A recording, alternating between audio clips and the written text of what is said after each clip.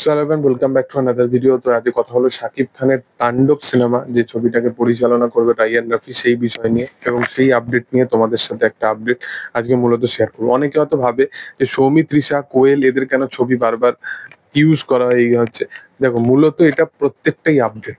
এখানে শাকিব খানের চারপাশে যে সমস্ত মানুষেরা আছে তারা সিনেমাতে থাকতেও পারে, আবার নাও থাকতে পারে। তো এটা প্রত্যেকটাই আপডেটের উপর বেস্ড করে সিনেমাটা হচ্ছে, এবং যেহেতু এটা ইউনিভার্স, সবকিছু কিন্তু সম্ভব। সবকিছু অভিনেতা কিন্তু আসতে পারে, আবার যেতেও পারে। তো সেই রকম ভাবেই জিনিসটাকে ডিজাইন করা আর কি। মানে একটা ইউনিভার্স হচ্ছে একটা আপডেট, যেহেতু সেখানে কিন্তু সবসময় যে কনফার্মেশনের সাথেই যে তোমাদেরকে কনভিন্সিং এর সাথেই যে থাম্বনেলটাকে এডিট করা হবে, সেরকম কিন্তু ব্যাপার না। তো মূলত সেটাই হচ্ছে ব্যাপার। এবং আপকামিং দিনে আমরা শাকিব খানের বরবাদ সিনেমা নিয়ে একটা ক্রেজ আলাদা রকমের অডিয়েন্সের মধ্যে, আলাদা রকমের তুঙ্গে।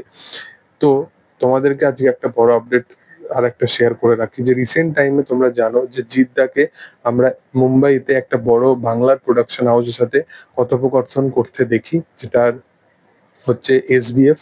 এবং সবকিছু ঠিকঠাক থাকলে এসবিএফ কিন্তু আপকামিং দিনে আরেকবার কিন্তু জুটি বাঁধতে চলেছে রায়ান রফির সাথে। মানে লায়ন ছবিটা প্রডিউস করতে চলেছে হয়তো এসবিএফ, এরকমই কিন্তু একটা আপডেট উঠে আসছে। এবং লায়নের শুরু হচ্ছে তাণ্ডব থেকে, এরকম কিন্তু একটা বড় ম্যাসিভ লেভেলের কিন্তু আপডেট উঠে আসছে। যে লায়ন সিনেমাটা, এই সিনেমাটা অন্তিম দিকে শুটিং হবে কিন্তু ভারতে, এবং অন্তিম দিকের কিছু শুট কিন্তু বাকি আছে। তোমরা বলবে যে বাংলাদেশে 70% শুট হয়ে গেছে, ব্যাংককে প্রায় 15-16% শুট হবে সিনেমাটা। তাহলে কি এমন সারপ্রাইজিং ফ্যাক্টর বাকি আছে সিনেমাটার মধ্যে, যেটা ইন্ডিয়াতে শুট করা তাদের প্রয়োজনীয় দরকার মনে হলো। তো বলে রাখি যে অনেকের মতে এইরকম কাইন্ড অফ একটা বড় আপডেট উঠে আসছে, এরকম কাইন্ড অফ একটা অ্যাজাম্পশন নেওয়া হচ্ছে যে এই সিনেমাটা কোথাও গিয়ে একটা ইউনিভার্সের পার্ট হতে চলেছে। এবং এই সিনেমাটা থেকেই কোথাও গিয়ে জিদ্দার লায়ন সিনেমাটা একটা কোথাও গিয়ে আমরা মানে স্টার্টিং দেখতে পাবো এই সিনেমাটার হাত ধরে।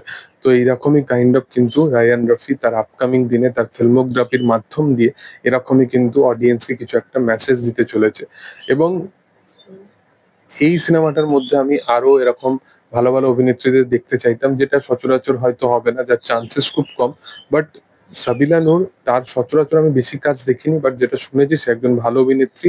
এবং জয়া হাসান, তার কাজ নিয়ে আর কিছু বলার নেই, সে একজন জার্নালিস্টের ভূমিকায় এই সিনেমাতে থাকতে চলেছে। তো সিনেমার কনসেপ্টটা দুর্দান্ত হতে চলেছে, হস্টেজ সিচুয়েশনের উপর নয়, বাট সিনেমাটা লার্জ ইন দ্য লাইফ স্কেলেই একটা বানানো সিনেমা অবশ্যই হতে চলেছে। দেখার যে আপকামিং দিনে কি হয়। তবে তোমাদের কি বক্তব্য এই বিষয় নিয়ে, সেটা তোমরা অবশ্যই কমেন্টে জানাতে পারো। ভিডিও ভালো লাগলে অবশ্যই লাইক শেয়ার সাবস্ক্রাইব করে দিও। Thank you all, by.